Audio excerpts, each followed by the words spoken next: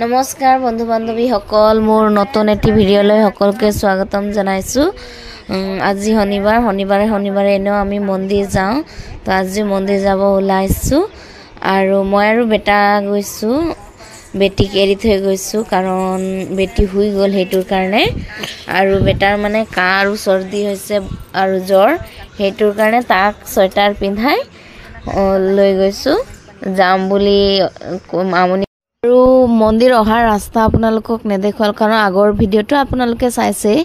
আজি আৰু বতৰটো ভাল যে চাওক, আহোঁতে মানে ময়ূৰ পক্ষী চাই পালোঁ একদম ওচৰতে, সেইটোৰ কাৰণে ভাবিলোঁ আপোনালোককো দেখুৱাই দিম কাৰণ তামিলনাডুত ময়ূৰ পক্ষীৰ একো মানে কমি নাই। ইমান ময়ূৰ পক্ষী নহয় ক'বই নালাগে। য'তে যাওঁ মানে গধূলি সময়ত আৰু বৰষুণ দিয়াৰ সময়ততো আমাৰ ঘৰ ফালে আহি যায়। কেতিয়াবা আপোনালোকক বৰষুণ পৰিলে মানে আপোনালোকক দেখুৱাম। চাইছেনে বাৰু কিমান ধুনীয়া দেখিছে? মানে কেতিয়াবা নাচিও থাকে। আজিতো নচা নাই, নহ'লে দেখুৱালোঁ হয়।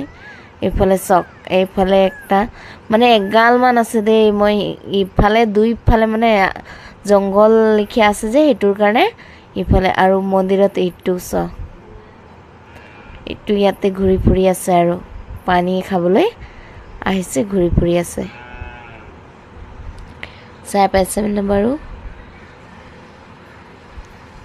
আৰু সেইফালে আছে সেইবোৰ মাইকী ময়ূৰ পক্ষী, আৰু এইটো মানে অকলে ইমান গাল আছে মানে। আজি দিনটো ভাল সেইটোৰ কাৰণে